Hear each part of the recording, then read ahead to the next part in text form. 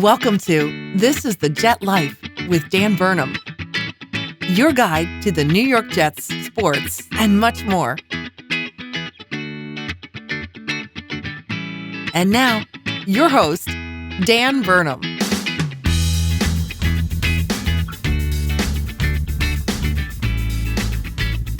What is up, everybody, and welcome back to another episode of This is the Jet Life.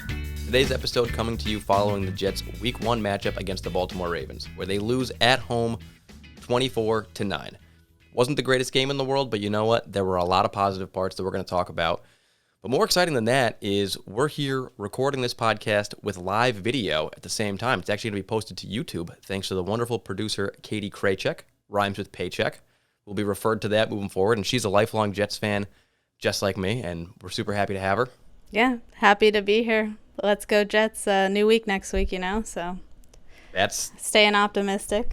That's the mindset. You are one of the, feels like these days, one of the few people that actually still believes that things can turn around. Everyone gets so bent out of shape about Week 1, you lose, and it feels like the sky is falling, and I think we're dealing with that through Jets Nation right now. And it's been a decade of optimism. It's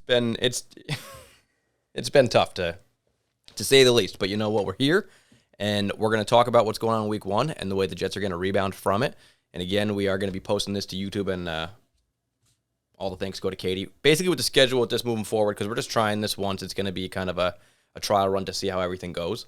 And from there, you can find it on YouTube probably Wednesday or Thursday or so. It's going to be under This is the Jet Life. You can see it there. And then moving forward, I've got the schedule is going to be an episode next week, audio only. That's going to be the 20th. The 27th is following the Bengals week.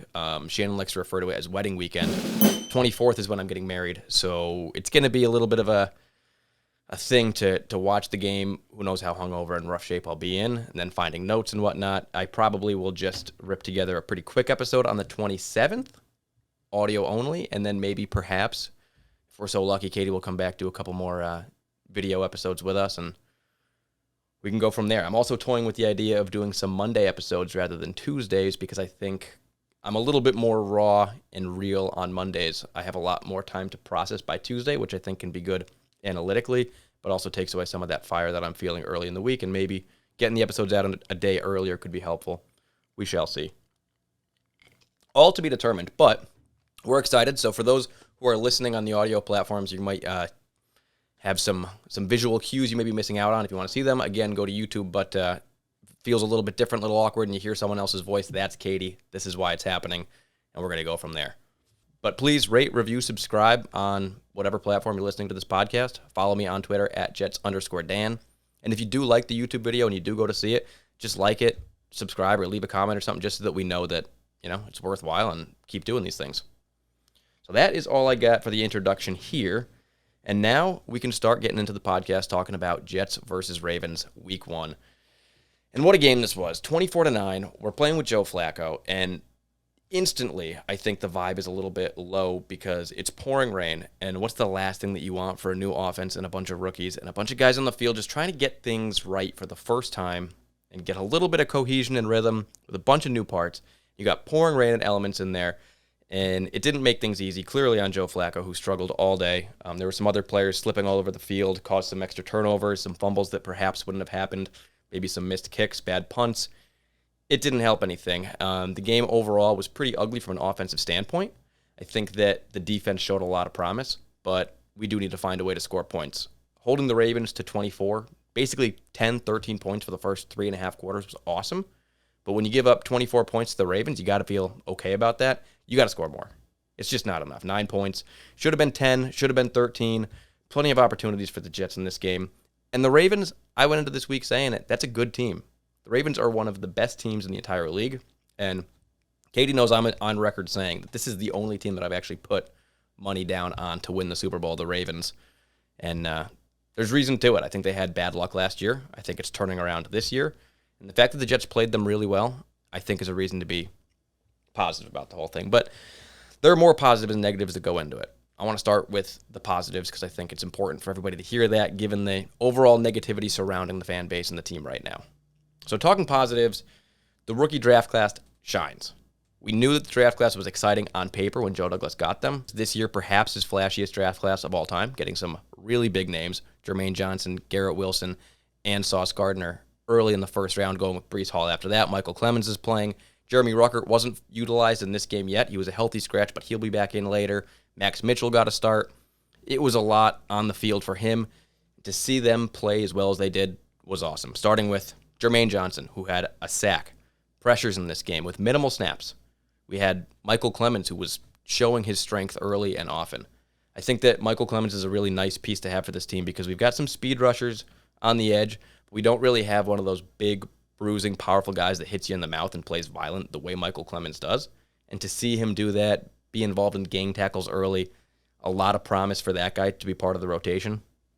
We also had Breece Hall, who had a bad fumble, had a couple tough carries early in the game. His first run in the NFL went for like -2 yards, and right away you're just like, shit, this feels like preseason again. But after that, he made a couple nice plays, made a couple nice catches, showed himself in pass blocking, and I think we've got a good weapon there. When you put him next to Michael Carter, who had a great game, that's a nice 1-2 punch.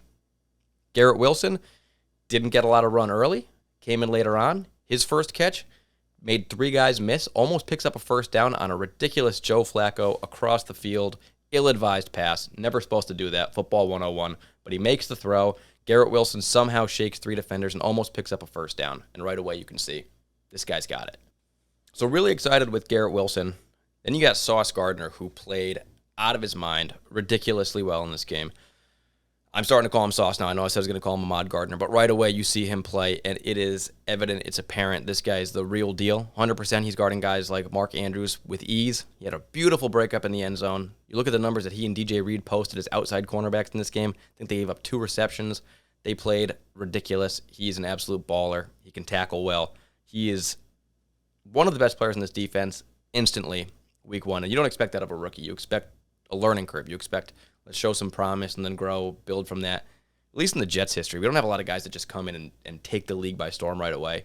And I think he is an easy bet to win Defensive Player of the Year. He just needs a couple flashy plays because when you have a game like this, he doesn't show up much. He's not on the screen much. They're not throwing his way. He's not getting to make those pass defenses. When they do throw his way, he makes them. I hope more people test him because I really think he's going to do really well. And then the last guy that was part of that rookie class that was positive, Max Mitchell. The positives being that he got the game out of his way. I think that he had some ups and downs. His first series or 2 were not good. He was getting a lot of help inline blocking from Tyler Conklin early, and then getting pushed back, doesn't have the power really. But when you see the way he finished the game, getting better and then getting it out of his way to then potentially move into week 2 as the right tackle, as we don't know what's going to happen with Dwayne Brown. Is he going to come off of IR, or are we going to get another guy in here to play? Connor McDermott, maybe he'll get healthy and switch in. It's up to Joe Douglas and Robert Saleh to figure out how they want to kind of work that all out. But I think that Max Mitchell playing, getting through the game, getting better as it goes on, at least is a sign of optimism and reason to be somewhat excited moving forward. Then we got the defensive game plan. Another reason to be positive in this game, because when you look at the defensive game plan, I think we all could have come into this thing thinking 3 things need to happen. Defensively, we have to stop Lamar Jackson. We need to contain him inside. We need to stop the run. We need to cover Mark Andrews. When you look at Lamar Jackson, he was held to 6 carries for 17 yards, and the Jets had incredible discipline along the edge on the outside, making sure that he was not going to get around the outside. They stayed in their lanes. They had great integrity, making sure if he goes outside, they shifted laterally with him. They flushed him to the opposite side of where the guys were, and he wasn't able to run. Then you look at the overall rushing attack of their team. You got Kenyon Drake in there. I know they're missing J.K. Dobbins and Gus Edwards, but you got Kenyon Drake running 11 carries for 31 yards. It's 2.8 yards per carry, just like Lamar Jackson. Their whole team overall, 21 carries, 63 yards, a 3-yard per carry average. That is actually the lowest rushing total in the Lamar Jackson era and is a huge feather in the cap of the Jets, who came into the season thinking maybe we didn't have a great run defense. Maybe not having great 1-tech, 2-tech players, no Foley Fatukasi, big run stuffers would hurt us. But we saw in this game that a team that wanted to run, that's built on running, a game in the rain, we held them to 63 rushing yards, kept Lamar Jackson in check. You got to be excited. And then Mark Andrews, 5 catches, 52 yards, 7 targets, play broken up by Sauce Gardner. If you're giving up 52 yards to Mark Andrews and he's the big weapon for that offense, you got to feel good. So I think when you look at that, the defensive game plan was clear. It was carried out, and that's the reason the Baltimore Ravens struggled. So I think it's good to see that because I was really worried about the zone defense and the run defense. We got good things from them. And then lastly, positive in this game, I think it's my last one. Yep. Last thing I got, playmakers on defense. For the first time, the Jets actually have some playmakers. DJ Reed, beautiful interception, something we didn't see from Jets players last year. Week 1, he's in there making that big catch, going up and getting it. He had a forced fumble in the game as well. We had big hitting from Quan Alexander. Quincy Williams we're used to seeing, but with Quan Alexander in the mix and Jordan Whitehead hitting harder than Marcus May or Ashton Davis ever have, I mean, it was nice to see that early and often to really set the tempo and the tone in this game. Quinnen's in true form, and the pass rush rotation with all these guys, John Franklin Myers, Carl Lawson, Michael Clemens, Jacob Martin, Jermaine Johnson, you name them. I mean, we got guys, we got horses in there, and you got to feel good about the situation there. So that's 3 big positives. And you look at the rookie class, the defensive game plan going well, playmakers on defense, and playmakers on the field, really. So plenty of reasons to be positive about this team moving forward. It's week 1, a game in the rain against a great team. Let's move past it. But we have to move to the negatives. I was sad we got rid of the score because I originally said, Ravens 24, Jets 27. I was half right there. You had 24 points, but you did say that the Jets were going to win the game. And I said the Jets were going to win the game, but 27 points, I think we both were thinking that Joe Flacco could come in and do a little bit more than nothing. Yeah. And yeah, it was a 9-24 loss to the Ravens, so there's obviously some negatives. And the first one that comes to mind is absolutely asinine, ridiculous. I can't believe I'm saying it. In week 1, the kicker bullshit that's happening right now with Greg Zuerlein missing his first kick of the season and then later in the game missing an extra point after everything we've gone through for the past 4 years dealing with, I don't even want to list them, the ridiculous names that we've rolled out at kicker in a ridiculously important position in the NFL when you need to have a kicker who can get you points, and the Jets struggle to get points. And you've got Greg Zuerlein go out there. Granted, it's in the rain. It's definitely a little bit harder to kick there than it would be potentially somewhere else. Maybe there's some rust, some in-game nerves. But for crying out loud, can we make a freaking kick? Justin Tucker's making his kicks. We got a rookie kicker, Cade York, making all of his kicks. We're going to see him next week for the Browns. And Greg Zuerlein, Greg the Leg, Legatron, who is not worthy of any nickname at this point in time, kept the Jets from scoring, 13 points and at least making it an interesting game. Early on, you can't be having that. And now Eddie Pinheiro has already been picked up by another team. Maybe we made the wrong decision in taking Greg Zuerlein, but it's just... it's really frustrating to just year in, year out have a bad kicker. And I'm not sure he's going to struggle for the rest of the year, but game 1. Next negative, stadium was flat, and the fan base is sour. And I'm bummed about it because I heard that early in the game, we heard the Jets chants. People were fired up. There were big hits early on, and the fan base was there. But the minute things start to go south, the minute the Jets offense is struggling, the fan base is struggling to stay with them, to keep them hyped. And it makes it difficult on the team. It's never easy to quarterback when you're being booed. It's never easy to be a coach when the fans aren't behind you. Home court advantage is supposed to be a real thing. By the end of the game, we didn't have it the same way. And then the fan base overall just being sour. It's like people are saying stuff like, enough is enough. We got to stop. We got to start winning games. It's like, so what? Be emotional. We lost the game and abandon the process and just make irrational decisions and blow the whole salary cap and ruin the team for the next 10 years. We have to go through the process. We have to get good draft classes. We have to make smart financial decisions. That is what will yield a good team. We're not cursed. Eventually, the things are going to turn around, and it's just you got to go through the process. I think there's enough stuff in that positive section we talked about to be a little bit more optimistic after playing the Baltimore Ravens, one of the best teams in the league, and losing after playing great defense with your backup quarterback in the rain. It's just, let's not take it too seriously here. Another chance to rebound next week. Am I crazy, Katie? No. Not crazy. She's confirmed I'm not crazy. I was telling you earlier, I remember I was at an Arizona versus Jets game, one of Sanchez's last season games, and the boos, they haunt me to this day. I've been there. I've heard it. I don't understand it, but... Yeah, why would you want... I understand, trying to send a message to ownership and other people, but, you're just making it harder on a guy that, in reality, if we're trying to help this team along, we, at least support them through the first game with one of the youngest rosters in the league and a lot of changes, and just bear with them a little bit. I know it's tough because you've been doing it for so long, but, yeah. The offensive line, it's a work in progress. The left side, not so good. You wanted to see George Fant and Laken Tomlinson play great. They didn't. The right side, believe it or not, was actually a little bit better. Elijah Vera-Tucker is very good. He had some mistakes in this game, but he's going to be really, really good. So I feel good about him. Max Mitchell, I said, was kind of trending up towards the end of the game. But it's a work in progress, and on top of that, it's super thin. This right now is the best five-man unit we can roll out there, and we don't have a lot behind it. So when one of these guys goes down and you're saying, like, you know, George Fant or Max Mitchell, what if you don't have them and you're doing Connor McDermott? It could only get worse. And when you look at the Ravens, Justin Madubuike had a great game. Michael Pierce had a great game. Justin Houston had a great game. But it's not the best defensive line we're going to face this year. It's not the best pass rush we're going to face. There's better ones coming up next week, for an example, is going to be much tougher. And so it's just not great to see, but there is time for them to work it out. There were some moves, George Fant shifting from left to right to left to right, back to left. So week one. Another negative, Joe Flacco. He's our quarterback right now. We don't have Zach Wilson, and Joe Flacco is slow, regressing, not sharp. He moves like he's made of stone, and what we wanted him to do to kind of operate the offense effectively, it didn't happen. And that big arm that he's got, he didn't get the ball downfield. I think he only threw like 20 yards one time in the whole game. He can't move. He can't get out of his own way. He doesn't want to get hit. He throws the ball. He kind of like holds on to it, looking downfield, but then can't find anybody, can't make the throws, and then just kind of dumps it off to somebody when the play's blown up. But it was ugly, and he's got to get better. I mean, we got to get to Zach Wilson, or he's got to get better, or we're going to need some really big plays from other people, and that might be up to, like, Mike LaFleur to just get it in other guys' hands, maybe some more, like, trickeration to get Braxton Berrios the ball early, get it out of Joe Flacco's hands, just get it to Garrett Wilson, get it to Braxton Berrios, some other people. Maybe the defense can get a score.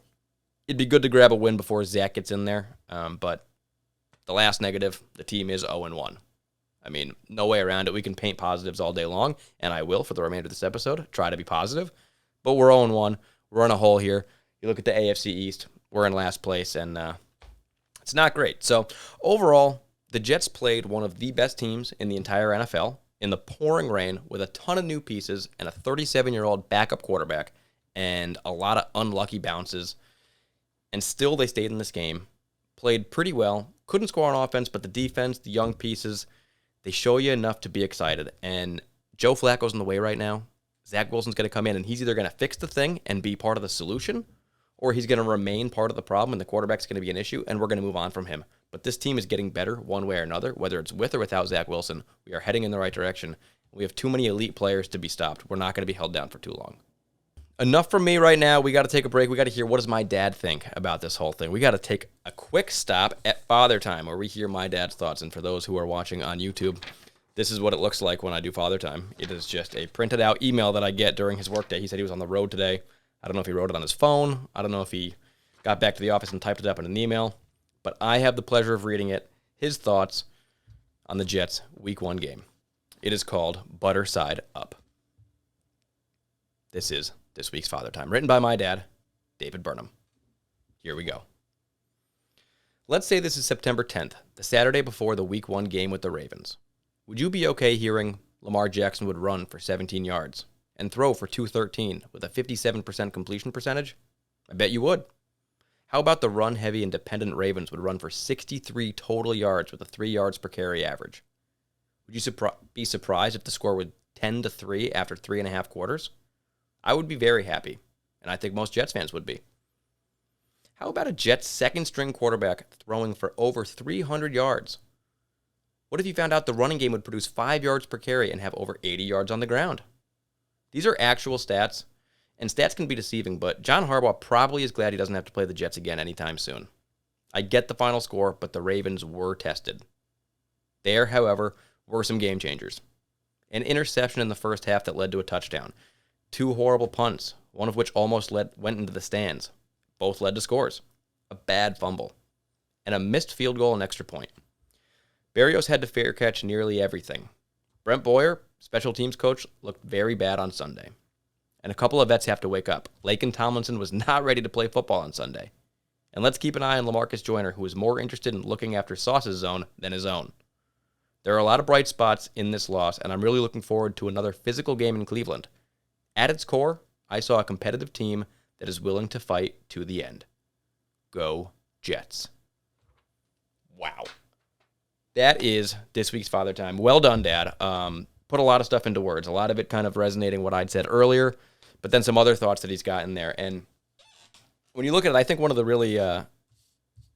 great lines that he has is the LaMarcus Joyner thing. And I said that last week. I kind of, without letting him know, kind of said his thoughts on LaMarcus Joyner that he hasn't made super clear through his Father Times, but he's like not super high on LaMarcus Joyner coming into this season and thinks that he's probably going to be replaced anytime soon. He thinks he's maybe going to have a phantom injury that just kind of makes him disappear from the NFL sometime soon. And when you saw the first game with Joyner, it was not so great, but I love that he's more interested in looking at Sauce's zone than his own. And frankly, I think we all were more interested in looking at Sauce's zone than Joyner's zone because that one was ugly and Sauce's was great, and we need to see more from our safeties. If our guys on the outside are locking up and then people are trying to slip through, look at all those touchdowns that were scored this week. Now, the one was on Bryce Hall, but the other ones that are slipping over the defense and getting to that third level past everybody. It's like we're keeping the guys in front of us. This whole defense is built on not letting guys behind you, and it's basically LaMarcus Joyner's sole responsibility to keep that from happening as a free safety.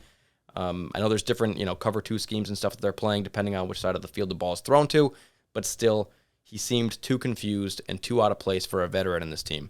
The reason he's playing instead of a young guy like a Tony Adams or somebody else is because he's a veteran, and he's supposed to know where to be. He's supposed to know how to do this offense, but he didn't do it well, and I'm with him on that. Laken Tomlinson, it was a surprise. Laken Tomlinson should be really good. He's been a Pro Bowler. He's been in that system with a really good O-line around him. He did struggle early in his career. It's not like he was a guy that came into the NFL and rocked right away. He had a lot of trouble, had some really bad years, looked like a potential bust early on, and he did end up getting it together. But what we saw this last week was more early in his career than recently, and we got to hope that he gets that together soon because he's supposed to be one of the big additions and one of the best players on this offense to make the whole thing go. That left side was ugly. But where I disagree with my dad here, and I love what he said, like everything about this game, you look at the stats, you look at the things, and when you were sitting there, like, yeah, there's a lot of good stuff about this. You should be excited about what the Jets were able to do as a team, especially defensively. But the way he's so upset with Brant Boyer and the special teams unit, I'm not echoing the exact same thing. I'm upset with Greg Zuerlein. I already said that. We know that.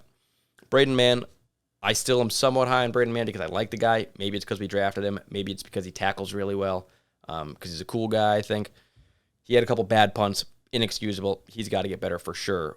But I thought overall, the Ravens have a pretty good return team. Devin Duvernay is one of the better punt returners in the league. I think they got a good kick return team. And Braxton Berrios returned the ball really well. So when you see us shutting down Devin Duvernay for the most part in the return game, and Braxton Berrios with a 15-yard per carry punt return average, which is already, Katie, fourth in the league. He's already fourth in the league in punt return average after being the best punt returner last year. He's picking up right where he left off. I mean, we got to be excited about Berrios, right? I follow him on Instagram for sure. Yeah, I don't follow all of them, but yeah, he's cool. He's one of the good ones. I mean, Braxton Berrios is cool, and he's good at what he does, and he had a great game, and I'm overall pretty pleased with the special teams performance. I think I just need those two big spotlight guys, Greg Zuerlein and Braden Mann, to get it together in week 2 and beyond, because those two are the most crucial and important ones outside of Berrios. But we'll see. I mean, he may be onto something. Perhaps Braxton Berrios was fair catching too many. Perhaps the guys on the outside blocking the Gunners didn't hold their blocks for long enough. I was taking a peek. I think it was DJ Reed and Sauce Gardner on a lot blocking those Gunners, and it's not a natural position for them. Perhaps you can get a different guy who's a little bit more versed in blocking, maybe a backup safety. Tony Adams, a scrappy guy who can put a little bit more time into working on that craft. But we shall see what the Jets decide to do moving forward. Overall, it was a great Father Time. Happy to have it on this podcast. Happy to have you back, Dad. Thank you for that one. And before we go over to the next section, which is going to be an AFC East check-in, we do have to take a quick commercial break. Alrighty, and welcome back to This is the Jet Life. Next order of business is to take a quick check-in of the AFC East to see where the Jets fare. Are we still in the race for the division? And at this point in time, one game, we are one game back. The Buffalo Bills began the season playing against the Los Angeles Rams on Thursday Night Football. They win that game 31-10. Absolutely dominate them. They're a team that were a lot of people's Super Bowl favorite. Josh Allen was a lot of people's MVP favorite. And they picked up right where they left off against last year's Super Bowl winner. 31-10 away. Yeah, they're a really good team. They're 1-0. We got to watch out for them. Their next game's Monday Night Football, 7:15 against the Titans. Yes, Monday Night Football at 7:15. There are 2 Monday Night Football games this week. The other one at 8:30 on ABC will be between the Vikings and the Eagles at Philadelphia. This game's going to be played on ESPN at 7:15. So the Titans didn't have a great week 1 after giving up that second half to the Giants and losing that game at the last waning minutes. The Bills probably will be able to handle them, but let's keep in mind the Titans did have, the best record in the AFC last year. So potentially they can make things interesting and maybe just slow the Bills down a little bit. But they do look poised to win this division and potentially be competing for the Super Bowl in the playoffs. The Dolphins and Patriots, a big-time divisional matchup, was the first game for both of those two teams, where the Dolphins win 20-7 in Miami, which is becoming a thing that happens all the time now. It feels like the Dolphins are always winning against the Patriots these days, and Patriots and Mac Jones struggled pretty mightily. And we heard a lot of stuff about that team in the offseason that the coaching staff didn't make any sense, because it didn't. Matt Patricia calling plays makes no sense. Joe Judge being involved in the offense, not what you want. A lot of negative publicity and press around the Patriots. And then it showed up right away when the season began. So I don't know what Bill Belichick is doing. I think it's pretty clear to me and most people that Tom Brady was the reason they were good, not Bill Belichick. But at the end of the day, he is one of those coaches that's won a lot of games. He does have a chance to turn this team around. The Patriots next week are going to play against the Steelers in Pittsburgh at 1 p.m. So that's going to be an interesting game because the Steelers won their Week 1 matchup, but they lost T.J. Watt. They lost potentially Najee Harris. They're still playing Mitch Trubisky behind 5 turnovers from just Joe Burrow. They still only got 23 points, and it took them 5 quarters to do it with all those short fields. So you don't feel anything about that offense. They're losing one of their best defensive players in T.J. Watt, their best defensive player. And we'll see what Mac Jones can do. He had some spasms. Looks like he's going to be ready to play this game. I hope that the Steelers can win this one and really push the Patriots to the basement of this division, but we shall see. That'll be an interesting one for sure. And then another good litmus test for the Dolphins, who are going to be playing the Ravens this week, the team that we just lost to. And I'm talking about them like they're one of these great teams and one of the, real horses of the AFC. And the Dolphins are trying to be that. They're kind of in the wild card talk right now. I mean, maybe they think they can compete for the division if they can beat the Bills a couple times. I think they're still far away from that. But they beat the Patriots pretty surely, 20-7 in that first game. And if they can beat the Ravens, a really good team, they're going to feel really good about themselves. But my expectation is that the Baltimore Ravens are a step ahead, a real veteran team ready to make a good playoff run. The Dolphins are on the fringe, but not quite there yet. And the Ravens should be able to take care of business in Baltimore. We'll find out. That is what's going on with the AFC East. Did you hear that Rick Ross put $1 million on Miami to win the Super Bowl? Did you? I'll have to fact check that. But I did not hear that. $1 million to win like $24 million or something. Like, I mean, you have the money to throw around. What's $1 million, Tom? I know. But still, I don't support that. I put $50 on the Ravens to win like 900, and I barely support that. But all right, Dolphins. The Dolphins haven't been like one of the best teams in the league in a long time, but it should not be forgotten that they are an absolute rival of the Jets. We hate the Patriots because of everything with Tom Brady, but before the Patriots, when the Patriots sucked, it was the Dolphins. It was Dan Marino, it was Don Shula, it was the Dolphins teams over the years, Mercury Morris, you name them. Those Dolphins players are the worst, and they are a real, true rivalry that runs deep, and it's exciting to have it back a little bit. They signed some, Tyreek Hill's not a great guy. We almost got him. I know we were in the running for him. I was a little bit mixed on that whole thing. But he's a jerk. We're not rooting for him. Tua Tagovailoa. It's easy to root against him, I think, because he doesn't have a good arm, and a lot of people are standing up for him, and it's easy just to be like, listen, this guy's not the answer. How are you trying to convince yourself? Similar to like Mac Jones, where it's like, I don't know what they're seeing, because to me, it's like, if we had these quarterbacks, I would be nervous. If we had Tua Tagovailoa or Mac Jones as a quarterback right now, I'd be like, the way I feel with Zach Wilson, nervous. Like, this might not be the answer. We're probably going to have to move on.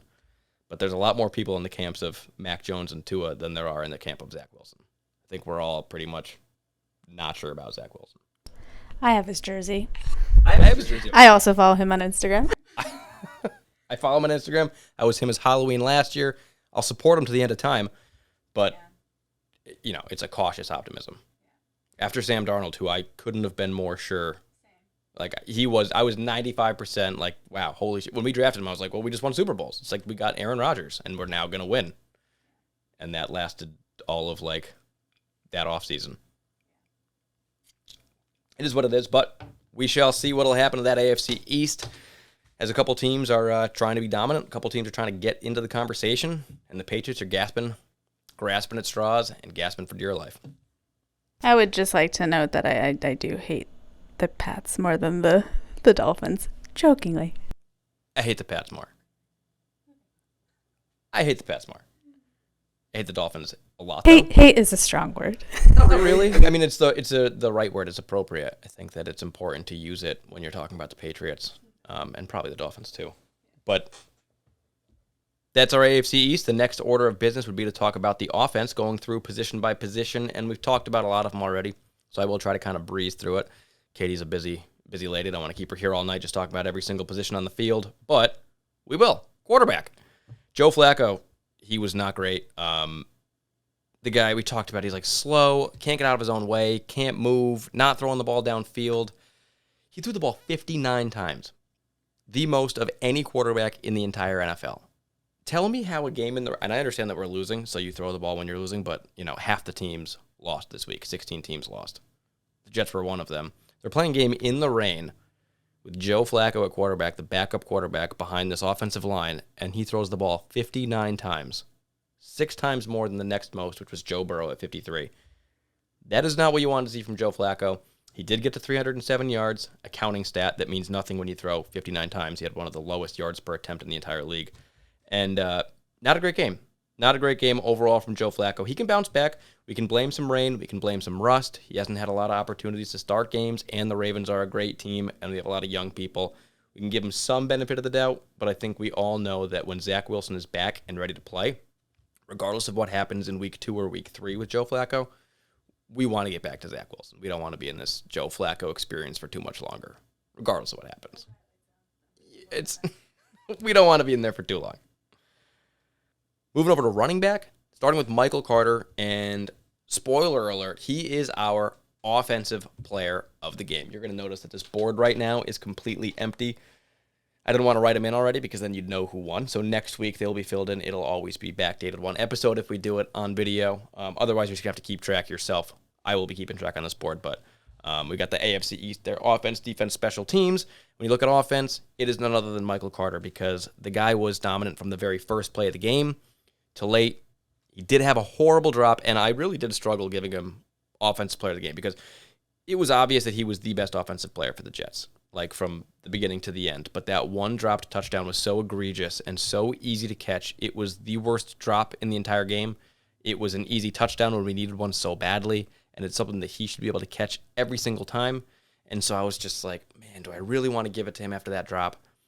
But the way the offense played overall, there wasn't another guy that really stood out as being like, and there was another one that I have that would have been really controversial, and I felt less comfortable with that. I'll get to that soon. But Michael Carter, 100 yards from scrimmage, 60 yards rushing on a 6.0 yard per carry average, 40 yards receiving. He looked good all game from the very beginning, had some burst, showed that he gets that extra yard. There were a couple plays where he was like stopped for 8 yards, and then he got 2, 3, 4 more yards to get a first down or something else. It's like those extra yards moving forward from Michael Carter is why we love him.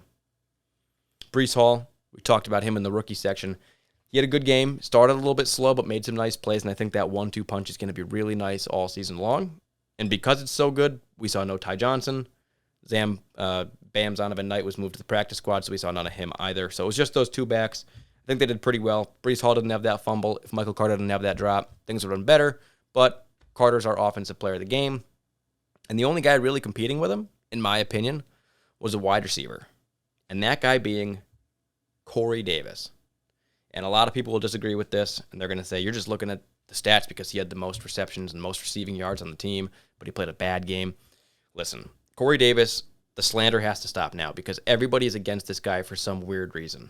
He's a team captain for us. He's a great guy. He's a professional. He comes in, he plays, and he plays hard. And he's the guy that has production every single time he's on the field. Look at all the games he played last year when he was healthy. Look at this game this year. Regardless of it being Mike White, Joe Flacco, Zach Wilson, they find the ball in his hands downfield, 15 yards, 16, 20 yards, picking up chunk gainers, not a lot of yards after catch, but the guy can block, and he always finds productivity. And in this game alone, he had 6 catches, 77 yards on 9 targets. And I know he had a bad drop. The ball was thrown behind him. It was raining. It was early. A lot of guys had drops. Michael Carter had a great game. We're not going to chastise that guy because he had a drop, right? Corey Davis has a ball behind him, couldn't catch it. And for crying out loud, this is the guy that gets it done. First quarter, second quarter, late in the game. He could have been the player of the game. You look at the other wide receivers who also played really well. Elijah Moore, he was shifty. Still looks like he's going to be an absolute weapon for the Jets. 5 catches for 49 yards in this game on his 7 targets. Garrett Wilson, we said like right away. Second he started getting the ball, he was shifty, looking really good. Finished with 4 catches for 52 yards. Second most yards on the team in his first week. And he didn't even start the game right away. The most snaps for the wide receivers was Elijah Moore. He played like, what do I have here? 89% of the snaps. Next most was Corey Davis at like 70%. So you can see they really want to run Elijah Moore. They feel confident about him in all sets and all packages. Corey Davis being the next man up right now. And then Garrett Wilson, followed by Braxton Berrios. Denzel Mims was the healthy scratch in this game. Didn't necessarily need him. Jeff Smith did play, was on the field for a couple, but not super involved early. We got no injuries in that group. So those are the 4 we're going to see. But watch Elijah Moore get a lion's share. And then Corey Davis and Garrett Wilson probably like mixing in right behind that. Tight end, Tyler Conklin was the guy who was the big name all preseason, all offseason. He's played really, really well in all those games. He made a couple of bad mistakes in this one. A ball was thrown low. He dropped it. We had our first third down conversion of the game in Baltimore territory, deep down the field when we needed points, and he got it, caught it, and then fumbled it. And we weren't able to pick up the first down because of it. So that really sucked. And then he did get a touchdown late in the game at the very end, garbage time. But I did want to touch on this because I think this is one of the most negative things about the game that wasn't part of the negatives. But the Jets at the end of the game, with like 4 minutes to go, needing points, just like their inability to get them was so pitiful and embarrassing. The amount of plays that they ran from inside the 30 and 20-yard line over and over, getting flags, getting the DJ Reed interception, just the Ravens in the last 4 minutes of garbage time, just trying to give the Jets points, and it was so freaking difficult. Nobody could catch the ball, getting offensive pass interferences and penalties and then making it up, and it was just like really 40 plays from inside the 20 or whatever it took to freaking get one touchdown pass to Tyler Conklin. And frankly, I was very happy that when he did get that touchdown, he didn't celebrate, and he actually looked like kind of depressed about the whole thing too, because it was not an exciting touchdown, and there was no reason to be given ball spikes and chest bumps. It is what it is. But he played the most snaps of any tight end. He was used early, helping block with Max Mitchell staying in line, but he did end up going out for some routes later on. He played, what do we have here, 77 snaps. That's compared to Tyler Conklin's 23 snaps. Or not Tyler Conklin, CJ Uzomah's 23 snaps. So Uzomah was kind of minimal involvement early on, which I think is to be expected that Tyler Conklin is probably the tight end 1, Uzomah the tight end 2, who will get plenty of play. And then you had Lawrence Cager, who was the guy guilty of the big hold when they had a nice play, and he had the hold on it, and also slipped on Joe Flacco's interception is the reason that Marcus Williams is wide open for the interception. Lawrence Cager is basically the worst player on the active 53-man roster, and he's there as a sort of project tight end, right? But we know he's like a mismatch. But he's not really ready for it. I said he wasn't a lock to make the team by any stretch. He's one of the worst players on the roster right now. He should not be on the field, and he showed it. We have a lot of players that are better than that. CJ Uzomah's and Tyler Conklin's and Garrett Wilson's who weren't getting play. Lawrence Cager, he's not a mismatch if he makes mistakes like that. He's only hurting our team, and until he gets that stuff down and really kind of cleans it up, he's probably not a guy we want to be throwing out there too much. And then lastly, the offensive line. The left side was a mess. George Fant was beat up by 33-year-old Justin Houston, who had his way with him. Laken Tomlinson, the worst game we've seen from him in a long time. Connor McGovern, Elijah Vera Tucker, not horrible, but not great. I mean, the running attack was pretty successful overall, and they were able to overcome a Max Mitchell first start, even though the guy was a mid-round draft pick from the Sun Belt, never played against this level of competition in his life. But like I said, Michael Pierce, Justin Madubuike, they were having their time with this Jets offensive line, and they got to get it together moving forward. We'll see what happens, but that's what we have for the offensive side of the ball.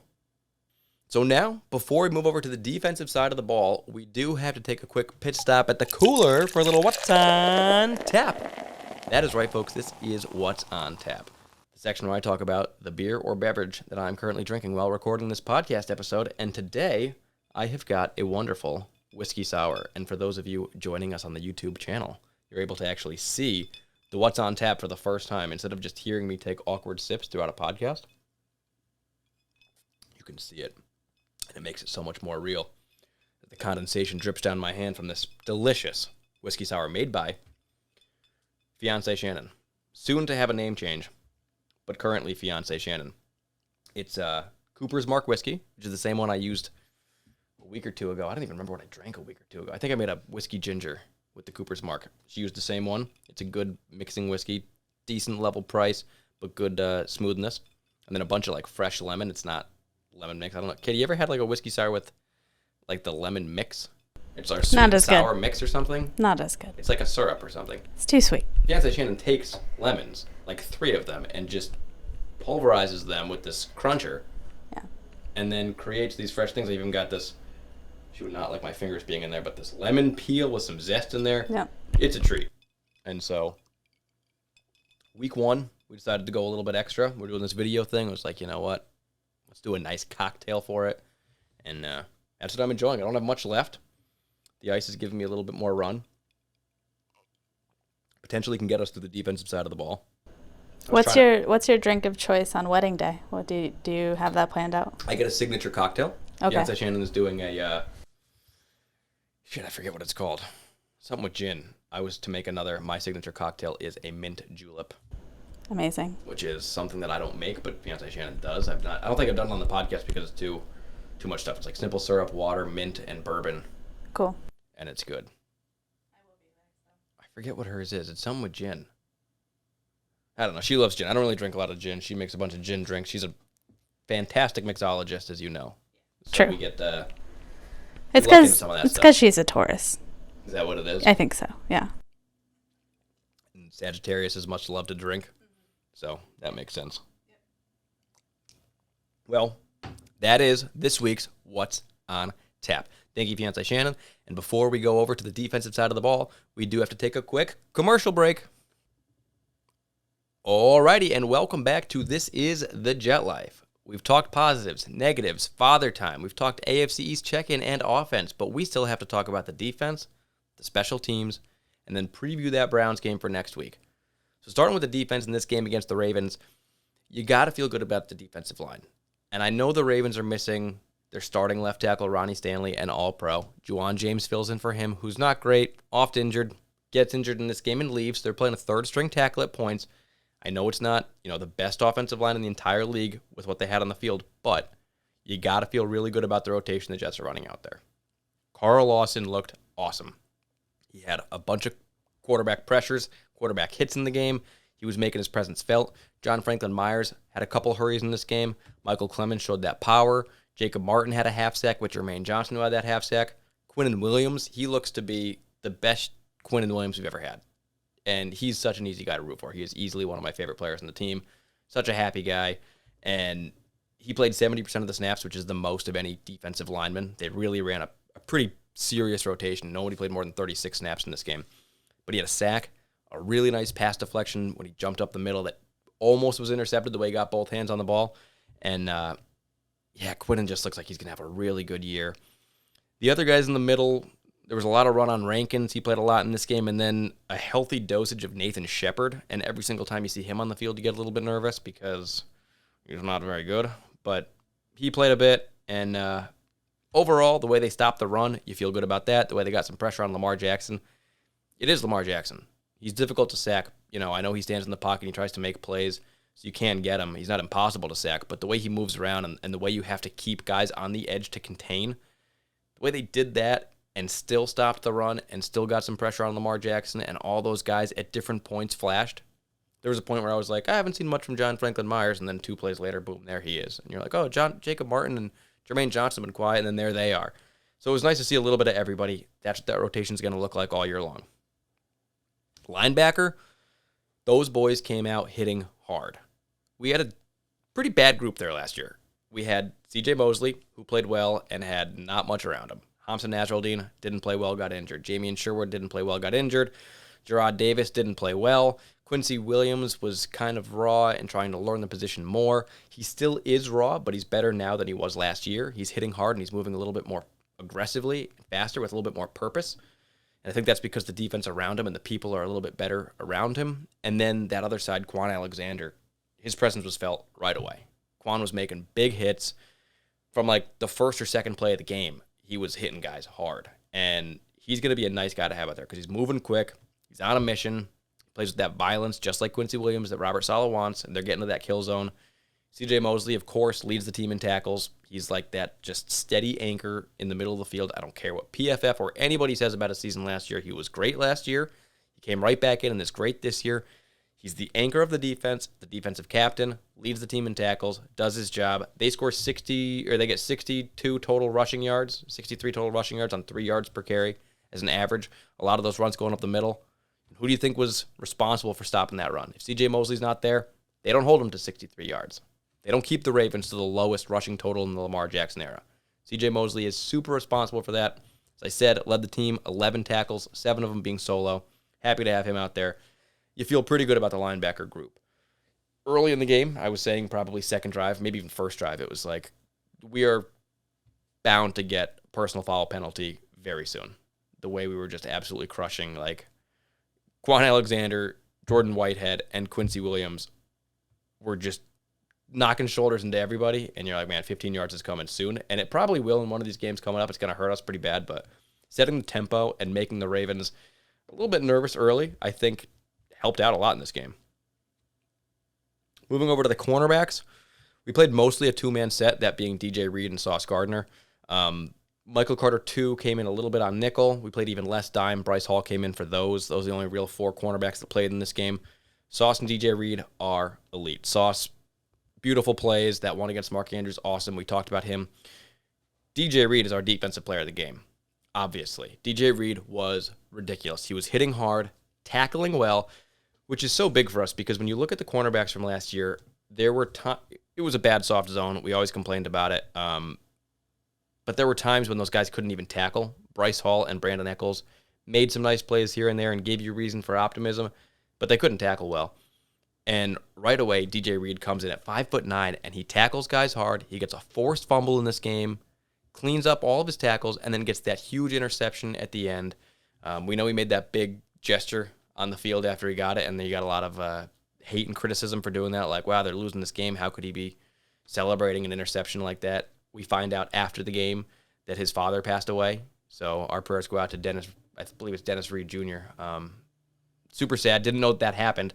Just kind of another reason to, like, let's not judge these guys on the field for doing something like that because you have no idea what they're going through in their own life.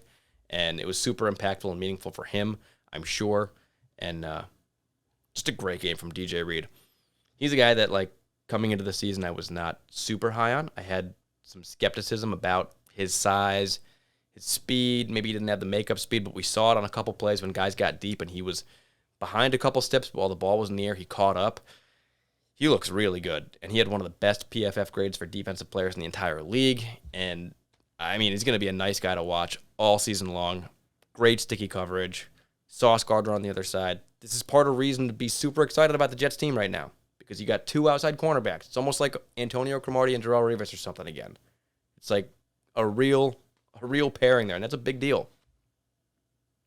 Michael Carter, too, he had a couple nice tackles, got injured real quick, came back.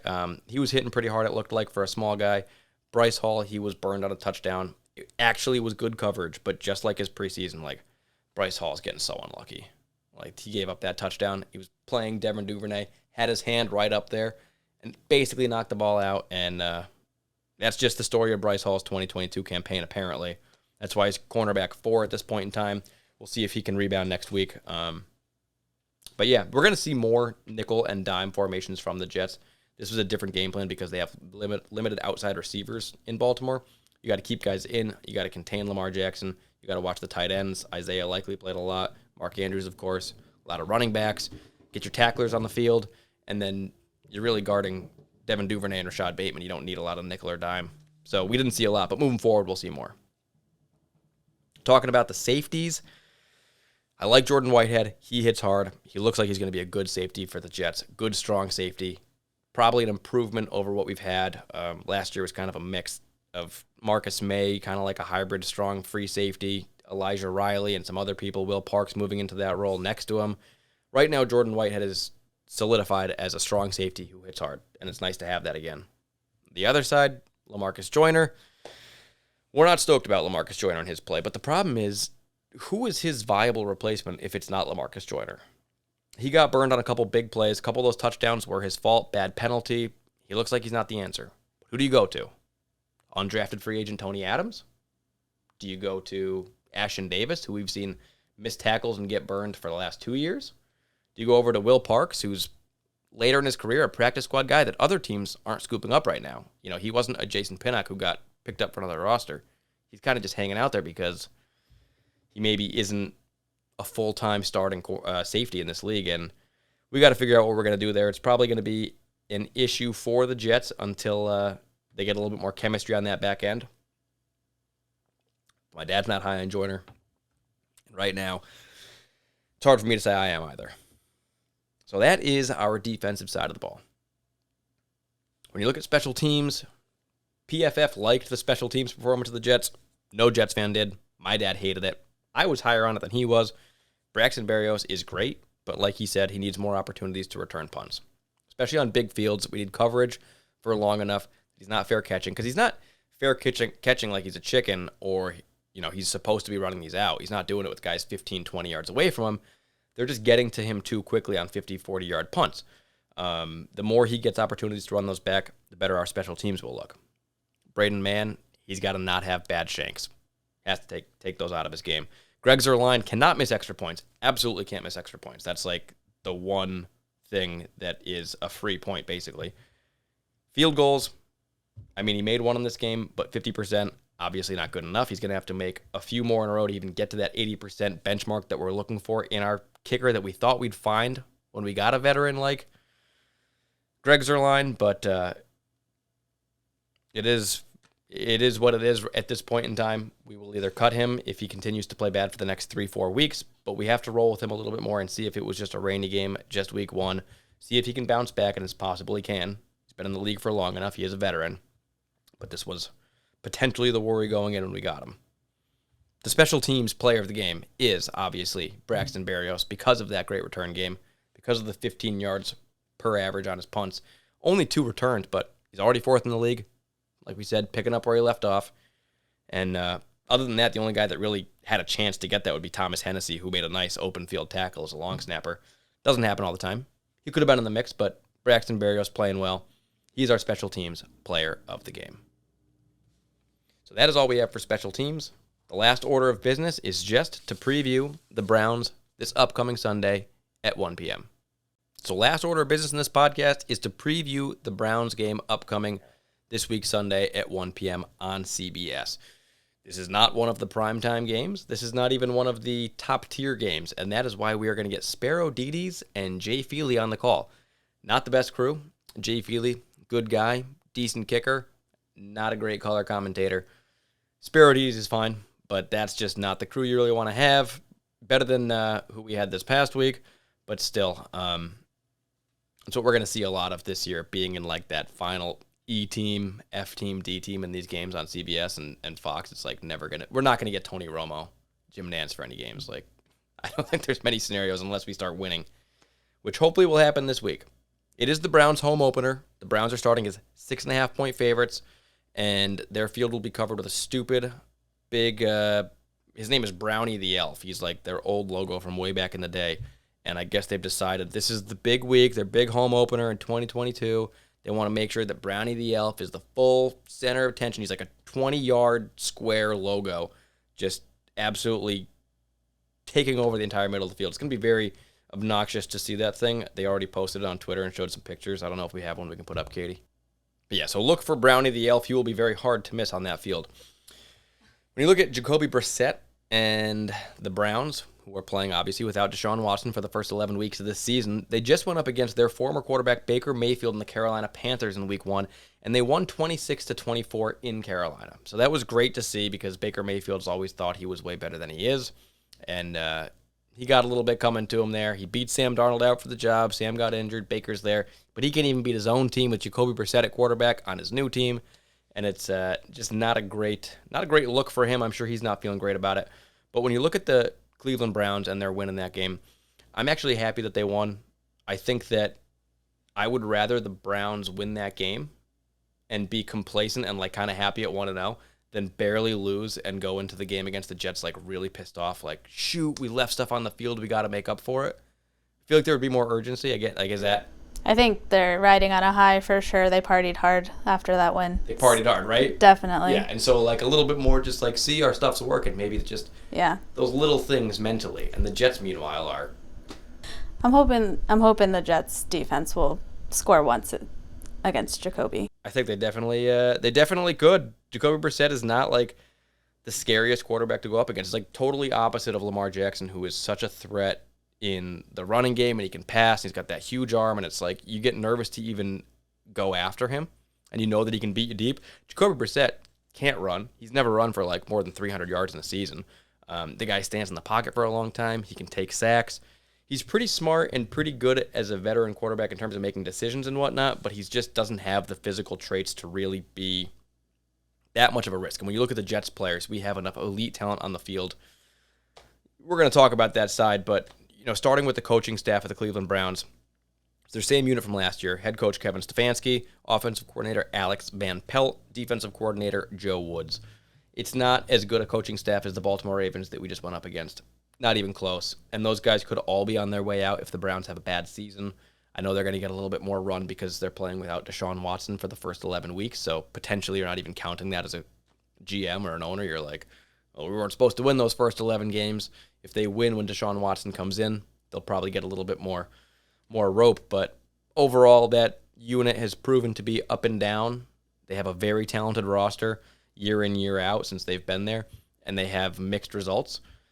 I think that the Jets, when you look at the Cleveland Browns offense, I think the Jets defense can do well against them. We talked about Jacoby Brissett. He's not a huge risk taker. He's not a big running threat. The real threat on that team comes in the running backs, and they had a huge week this past week. Nick Chubb and Kareem Hunt combined for 217 yards rushing on the ground. A lot of it came from Nick Chubb, but Kareem Hunt had a nice game, scoring touchdowns as well.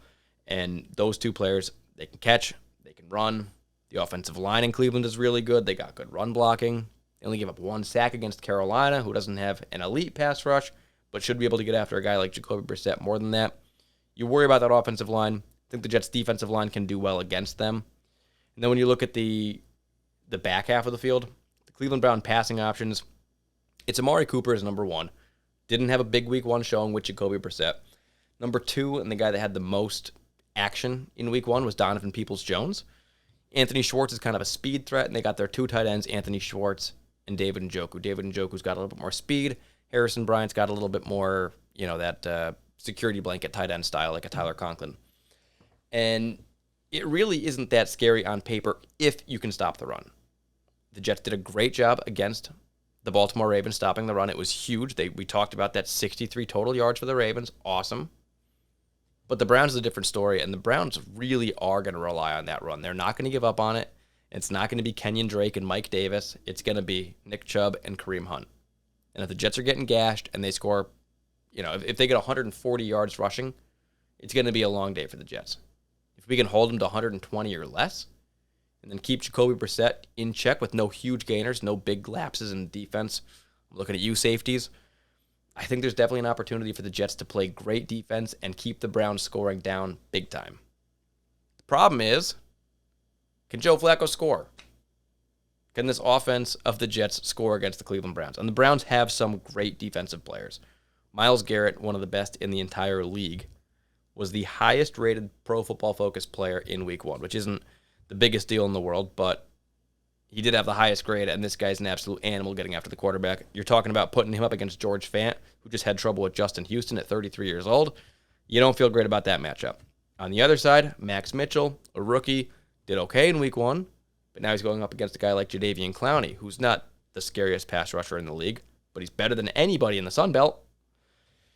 So that defensive line could be scary. Joe Flacco, we saw taking sacks or waiting for the pressure to get there, fumbling the ball, throwing it at the last minute, getting intentional groundings. We got to make sure that we get some guys outside with the ball in their hands, some screen passes, some end arounds to keep them from having just pure pursuit at Joe Flacco all game. We got to run the ball well. We got to get those wide receivers ball in their hands. They have a pretty good linebacking group. They got athletic guys. Jeremiah Owusu-Koramoah, JOK, is very athletic and can do well.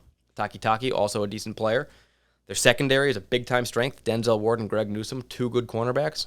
They signed John Johnson and then drafted Grant Delpit. So right there, like, they've really tried to revamp that secondary in the last few years, and it's better than it's been.